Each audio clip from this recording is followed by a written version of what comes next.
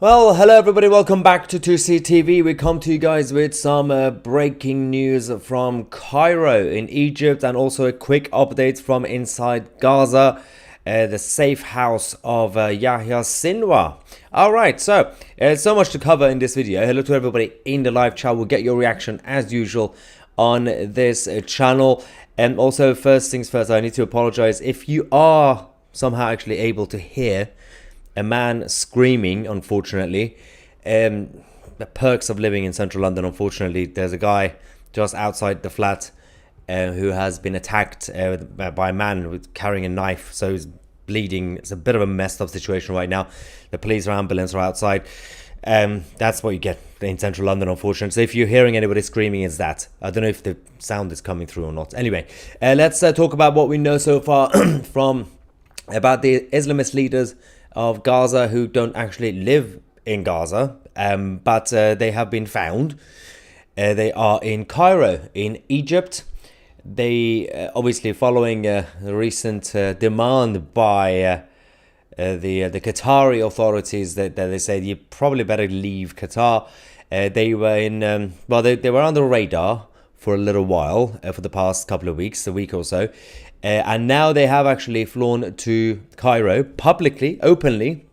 They actually got a flight. They went to Cairo to have a secret meeting, but they can't be found.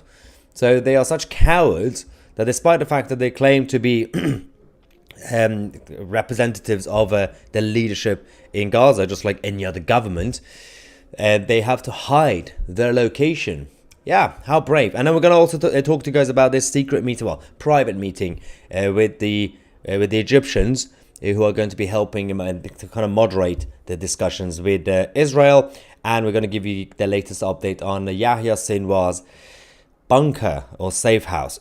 So Musab Hassan Youssef, who is the son of one of the Hamas former leaders and founders, actually posted the photo and saying that they have now just landed in Cairo earlier.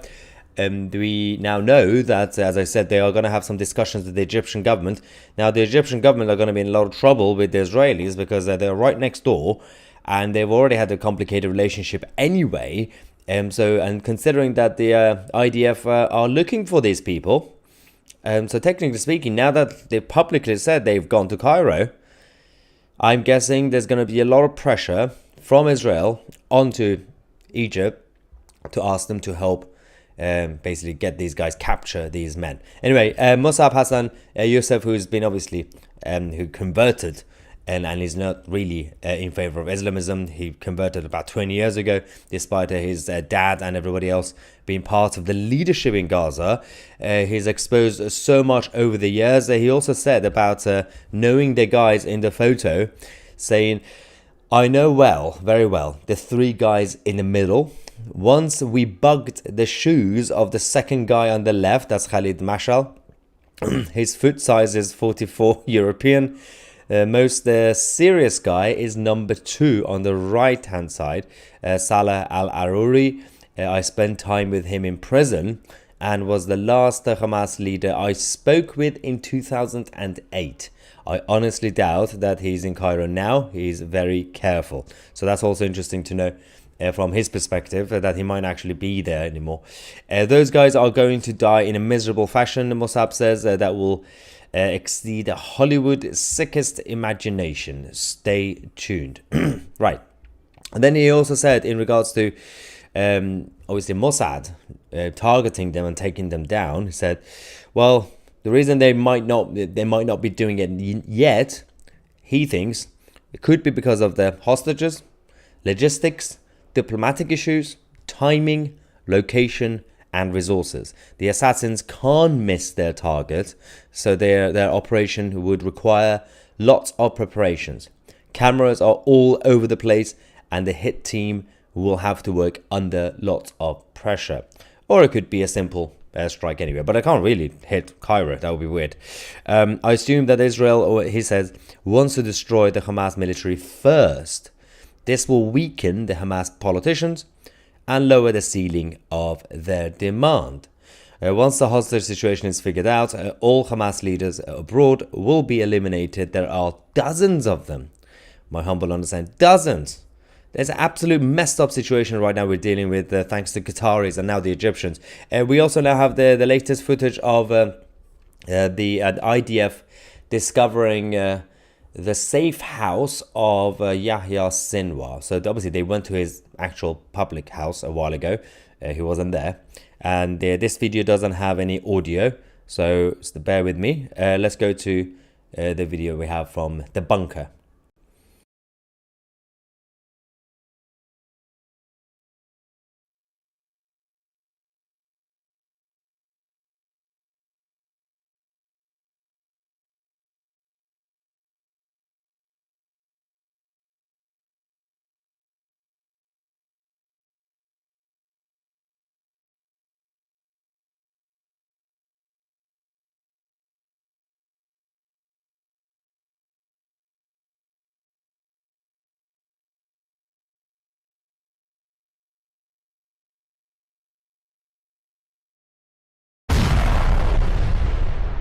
So that was the initial video that we received. Obviously, didn't have any audio. We also do have a longer version of that actually do go through the actual safe house of Sinwar, the bunker, and everything else. But before we do that, let's talk about what's going to happen in Cairo, in Egypt, now that some of the leadership are there to use the mediators, the new mediators. The talks in Cairo today on Friday were being held to discuss a new proposal for ending the conflict. The three-stage plan put forward by Egypt would entail an initial cessation of hostilities for at least a week and the release of all remaining Israeli civilian hostages held in Gaza. Obviously, the Hamas leadership will be stupid to actually say yes to this, because that's the only leverage they have left, the hostages. Then a week in which female Israeli soldiers would be released in return for Palestinian prisoners in Israeli jails. Now, those are actual criminals, by the way, the ones who are in Israeli prisons. And finally, a month-long negotiation period for the release of male soldiers in exchange for Israeli withdrawal. I have a feeling that the Israeli government would laugh when they hear this proposal in details. Anyway, the proposal provides for a Palestinian government of technocrats. It's like the European Union. Yay! After talks involving all Palestinian factions, which would be responsible for governing and rebuilding Gaza. You do it, that's also not going to happen. The first part of the proposal is nonsensical anyway.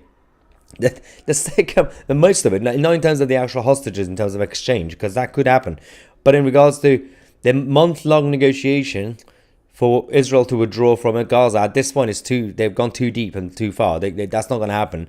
The second part of it is even more stupid, saying we're going to get all the Palestinian factions. You do realize the Arab world, especially the Palestinian side, are more divided than the Tory party in this country. They all hate each other. Nobody knows who's in charge. Nobody knows who wants to be in charge. The Mahmoud Abbas says one thing. The rest of the Palestinian authorities say another thing.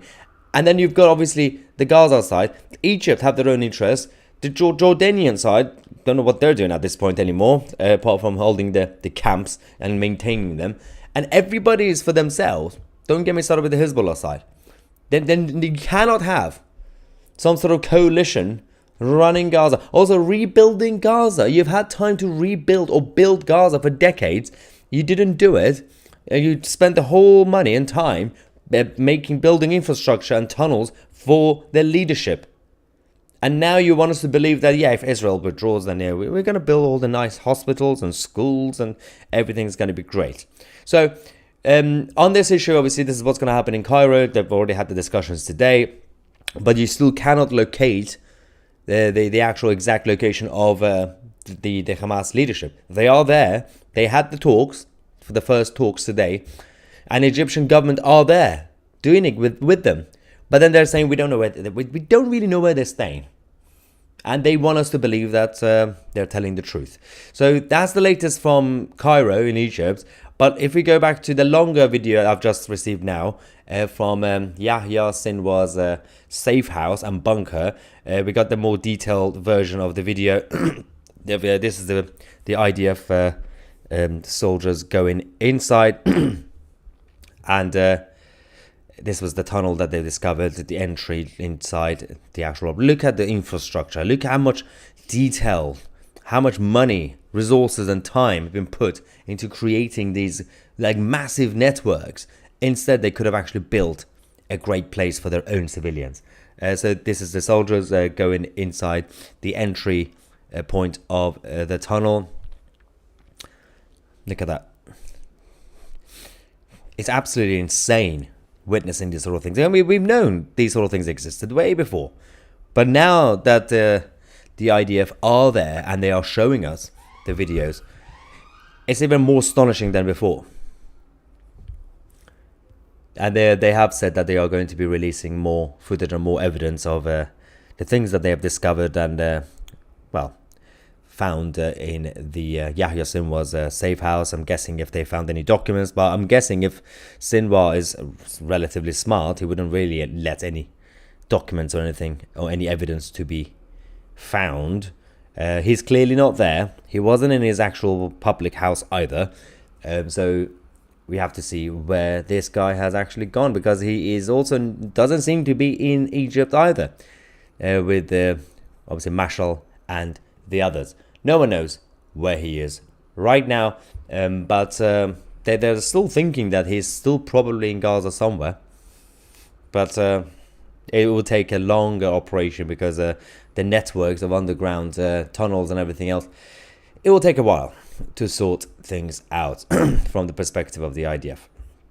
So that's the latest, and of course there will be a lot of pressure, as I said, on the Egyptian government to release or to hand over some of the leadership of the Hamas who are there to have these discussions. I love how they've basically given up on Qatar, because the first mediation didn't really go too well, did it? Because it was actually the Hamas side that broke the ceasefire about 2 or 3 times, and nobody cared. No one in the Western media seemed to care. But yeah. Creative Solution 3 is having a meltdown because of words. Snowflakes don't like words. Stop using false terms, Palestine and Palestinians. You help them to maintain their life. This is exactly the left-wing snowflakey getting triggered by words. That's what they do. I never say Palestine because there's no such thing as Palestine. But Palestinians, it exists. It's a tribe. The tribe is literally called Palestinians, whether you like it or not. Palestine doesn't exist. And they still doesn't exist, despite stealing a flag from Jordan. But the Palestinian and Philistines as a tribe, whether we like it or not, the term exists. And also, the more you use it, doesn't actually create it. Words are words. People need to have a thicker skin and just man up. Like, it doesn't matter what words people use. Anyway, but yeah, Palestine doesn't exist. It's not a real country. Anyway, these tunnels were funded by foreign aid. What a joke. Well, yeah, exactly. I mean, I love how, forget about the funding and all the foreign aid and everything else. The UN agencies who have been present in the region for decades, and they really want us to believe that no one from the United Nations, none of them, when they were walking around the streets in Gaza, none of them saw anything. None of them saw a truck, a lorry going in with some equipment, drilling down the ground. No one saw anything. The network of underground tunnels that they built, it would be impossible to miss the construction of it. And they want us to believe that they had no idea what they did. Well, absolutely not.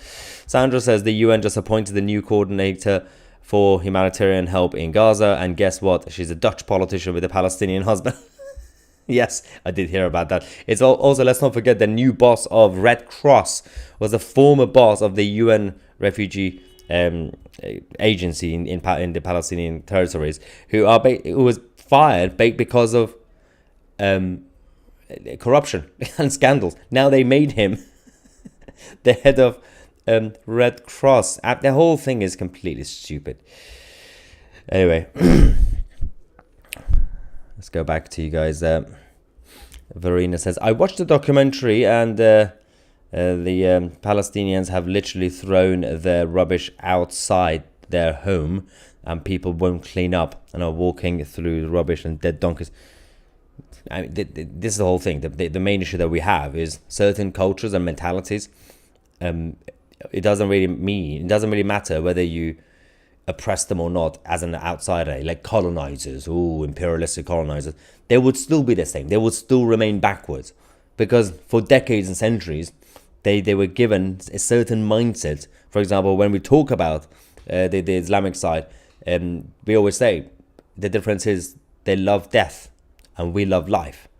And you cannot reason with someone like that. And if they do not value life, why do you expect them to value their home or their neighborhood or their fellow neighbors and human beings? That's the key point. Fred says, Maya, you're stating facts. Really, we all know facts don't matter. Thank you very much. Right. The angry yellow belly says the so-called Palestine is from the Philistine. Yeah, I mean, obviously there was where the Gaza said they know the history. So firstly, there was no such thing as any sort of territory called Palestine. Even back then, when the Roman Empire started calling them the Philistines, the whole point was that you got it was all linked to Syria, the Syrian side, and then the Jordanian side. It was never an independent land run and governed by Palestinians. That was never a thing. I love how there's still people on the political left who are trying to debunk and say, but I found the map that said Palestine. Like, okay, where and when and how did it say it? Who actually wrote the map? Look at those with their invested interests, from the Ottoman Empire and to all the others. The Ottoman Empire needs to take so much responsibility for the fact that they brought in a lot of people from other countries. They brought them to that place and they said, now you're a Palestinian. And they said, now you stay here because we've been hearing that there's a Zionist movement. The Jews want to come back and create their own country again. And I, what? You brought random Arabs from other countries to get them to occupy the place. And they say, well, we need to find the flag. It's like, oh, well, we'll have time and a few more decades. And then they took them until, the 60s to come up with a flag. And the flag was stolen from the Jordanian side. I'm like, just can you not create your own flag? How lazy do you have to be that you have to steal other people's flag? They're not even from the same land, the Philistines. They were just brought in from other places. Anyway, we have a super sticker support from David Pearson. Thank you very much, David, for your support. I think I missed another super chat as well. Yes, I did. RG, one of our regulars, thank you very much, saying 2 pro-Palestinian civilians arrested after spraying red paint to mimic blood on the gates of 10 Downing Street, London. Yeah. The problem with the Islamist side and pro-jihadist side in London, for example, is you can't really tell who's who and where they're from. They are not, even let's just go with the word Palestinian for a second. The majority of the protesters you see in London, even the ones who are Muslim or brown skin from the Middle East or whatever, they're not even Palestinian. They're all from random places who suddenly care about Palestinians. I'm like, you're coming from the same countries that would not allow any of them to go to your place to be saved. You don't want to be associated with the Palestinian Arabs, and suddenly you care. Is it because you don't like the Jews? That's why. And also, you don't like the Christians. That's the whole point. If they really cared about building a country, calling it Palestine, they would have done it centuries ago. Or at least the beginning of the 20th century, when the British Empire was obviously withdrawing, they could have actually provided some sort of proposal. And then they lied. They say, yeah, well, we'll do this two-state solution. And the moment the declaration came, they said, no, we always wanted our country. Well, you never said that before. Now you want your country. What country is that? You can't just randomly create a country without having any claim. Also, at some point, when it comes to humanity and life is tough. The world is a jungle. You win or you lose. That's the whole point. And both sides signed the deal, and one side decided to go against it. Now you're the loser. That's the point. Chunky Monkey says, I bet the protesters will be out New Year's Eve in London. I don't think so. I think these people would always stay away from anything that's happy. I think what we're going to have is, unfortunately, I don't want it to happen, is it's happened every New Year's Eve in big cities like London and Berlin and other places. What happened a few years ago in, I think it was Cologne. Was it Cologne or Munich? One of them. That became actually a headline when a huge chunk of grooming gang members essentially targeted a lot of young German girls on New Year's Eve. But that night, that became a big headline because it was vast. That happens all the time. If you walk around London, central London on New Year's Eve, you will see the creepy behavior from certain people. So that's going to happen again. And then the next couple of days, they're going to come out again and say, oh, we just want peace, go Palestine. So 2 nights ago, you were going around touching people, and now you suddenly care about humanity. Sure. Yeah, you're very moral. Absolutely moral. Gordon Freeman, thank you very much for your super chat, saying, God save us from the followers of Muhammad, slayer of the virtue of 9-year-old girls. Yes, there's this issue right now where I think after a long time, there is now finally an appetite, slowly, even in the mainstream, slowly, to talk about Islam, which it's still a bit of a taboo, but was a huge taboo 5 years ago, 10 years ago, 20 years ago.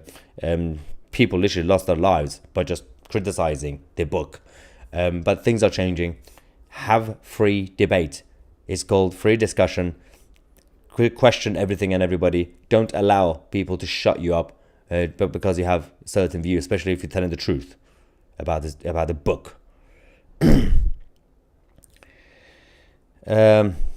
Fickle Not Thick says, are you for Iran becoming Persia again? So I'm guessing this is referring to the pre-1979 constitutional monarchy. Well, constitutional monarchy was before. That was absolute monarchy for a little while. So obviously it's not up to me. It's what Iranians should do. It's up to the Iranian citizens. But as a Brit, from an outside perspective, it will be in our interest and in the interest of humanity, obviously, the rest of the Middle East as well, and the Iranians, to take back control of the country, because obviously the Islamic occupation has been gone too far since 1979, since the paramilitary coup, and it will be in the interest of everybody if Iran goes back to becoming constitutional monarchy. I know there's still some people who want republic, like idiots, but certain cultures are built to have constitutional monarchies, parliamentary democracies, rather than having a corrupt elected politician. But that's for a different day. But the whole point is that at least as long as they bring back democracy to Iran like before, then things will get better. Everything goes back to Tehran. They are currently the godfather of chaos in that region. Noah, thank you very much for your super chat. There is a preview for an interview with Maya Shem, one of the hostages. Oh yeah, she was kept in a house with a family that works with Hamas. Even the kids tormented her. Absolutely disgusting. Yes, so we did discover the other day, and obviously over the last few weeks, the sort of places they were keeping the hostages. One of them was they were staying at a UN connected teacher, a Gazan teacher, their house, essentially. I'm guessing in the tunnel under the house. And there were so many people who were basically kept in places that had links to the United Nations, which is a really weird coincidence, by the way. But wherever there is chaos, there is the United Nations. All right, if you joined us late, if you want to catch up, obviously we're talking about how the leadership of Hamas, some of them at least, have arrived in Cairo, in Egypt. So they're going to have the discussions with the Egyptian government to get them to be mediators. But we can't locate them. We don't know exactly where they are because they have to hide their location because they are so brave. So brave. And of course, we also showed you the video of Yahya Sinwar's safe house that has now been discovered in detail by the IDF. They are going to be releasing more evidence as they have more footage and everything else coming out. The interesting thing about this is that you are going to get CNN and BBC and all the usual suspects obviously denying everything. Even if they find literally his DNA in the bunker, they will still deny this. But this is the world we're living in. This sort of stuff was always happening. During each conflict, you always had propaganda from all sides anyway. But before, Nobody was challenging it. Now, the good thing about access to information is that you can challenge the untruths, but the problem is you're going to get crazy people and people with their own vested interests to deny fact and truth. This is the downside of the modern age of access to information and social media and everything else. So yeah, it's got some good stuff and some bad stuff as well. So that was the latest footage from Gaza City, the actual safe house of Yahya Sinwar. I still have no idea why they can't locate that guy, because he's apparently still in Gaza. He has not been seen anywhere else. It could be anywhere, obviously, but there has been no sighting of that man. I know he's a tiny man, but come on, he can't be that small. Also, he barely looks human anyway. He could pretend to be an animal. All right. Let's go back to you guys.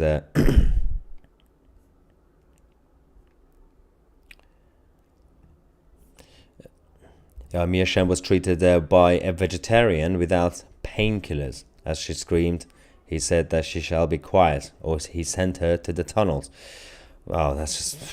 I mean, again, the stories that we're still not fully even hearing. Just wait for when the time is ready, when the hostages are fully ready, and when the rest of them hopefully are released and freed. The stories you're going to get from some of them are going to be absolutely harrowing. Stuff that they can say when they are fully prepared to talk about it. I know some of them are coming out to say certain things, but they're still going through the trauma. It's going to be, well, you would like to think for humanity, it could be a moment to learn. It could be a moment to understand bad things. But it seems like humanity doesn't really want to understand certain things. I thought after what happened in Germany and in Auschwitz as well, in the 30s and 40s, humans will try to understand the basic morality, basic stuff. Like, harming people isn't good. That's just basic. But no, especially when it comes to Jews, it's the same group of people and you're doing the same thing to them, and there's still people justifying the act. They call it liberation from the Palestinian side.